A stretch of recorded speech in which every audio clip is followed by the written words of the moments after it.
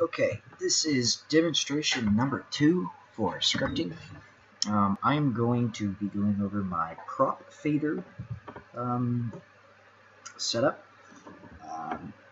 As I showed earlier, I have a system where during my top down, when I enter a building, the top is going to fade out, and then when I exit, it's going to fade back in.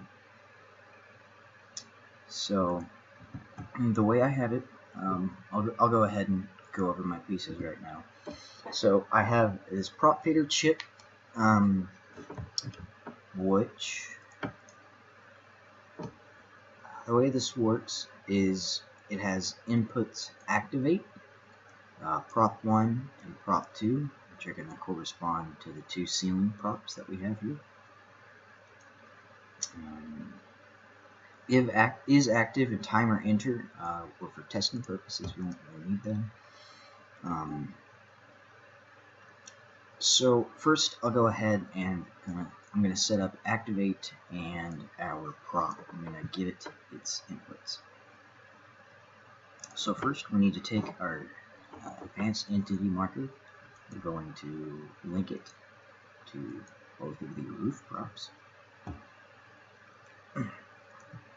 And then so for activate, we can go into prop 1, entity 1, prop 2, entity 2, of course. And so now, when that chip calls prop 1 and prop 2, it will know that this is prop 1 and this is prop 2. So the next one is activate. So when is it going to know to activate? And so if so we have here these triggers. Go ahead and switch tools so you can see how big they are. These are perfectly aligned to the tile of this square, and there's another one for this square. So they are set up to be those exact measurements. So if we only wanted it to activate on this tile, we could simply put the activate chip to this trigger. However, we're going to need it to do both. So for that, we're going to have two equals chips. So this B equals, we'll go ahead and rewire it with a visual. So B is going to equal 1, and A is going to equal if the trigger is on or not. So basically, as you can see right here, so this is linked to that trigger. Since there is no player in that trigger, A is not equal to 1, which is B, so the value of this chip is 0. However, since there is 1 in here, this chip is 1. And then we're going to go ahead and link this OR chip to both of these so that this chip looks, if either of these are active, this chip will be active. And that's going to set our activate. So as you can see, now it works, and I'll be going into exactly how. So yeah, as you can see, you come in and out, and it fades in and out on either trigger. So we'll go over how I did this fading. So first thing we do, if activate equals 0, so what this is going to do is when it is not active, so when the player isn't in the room, our timer enter is going to be 0. So it's going to set our enter timer to 0, and this is responsible for our fading it back in. Go ahead and come down here. So this is our how the timer itself actually works.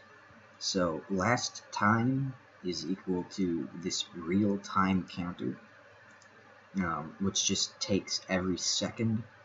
since the server's been started. So this is just a constantly going counter built into the E2. And so if activate and timer equals timer enter is less than 25, so that's going to cap it out at 0.25, then timer enter plus equals real time minus last time. So that essentially sets us up. It is a timer. When it runs, it is going to look at real time, and that is a constantly moving forward, number. So this right here is our timer. This is what's responsible for making the timeline. So when you step out and activate is 0, it tells the timer enter is now 0, and that's going to activate timer exit, which at 0, 1, it's 0, then 50, then 100, 150, 200, 255. And so that's going to go from 0 to completely solid in 0.25 seconds with all of these intervals in between. And when activate is not equal to 0, so when it starts, it's going to do the same thing in reverse fashion. So as you can see, so when it steps in, it starts that 0.25 second trigger, and at every 0.5 seconds, or 0.05 seconds, it fades out a little bit more. Same thing for the other way. So I hope that demonstrates that not only do I know how to use and also create timelines, but also to have events happen on them, and in this specifically setting the alpha to make this fading in and out check.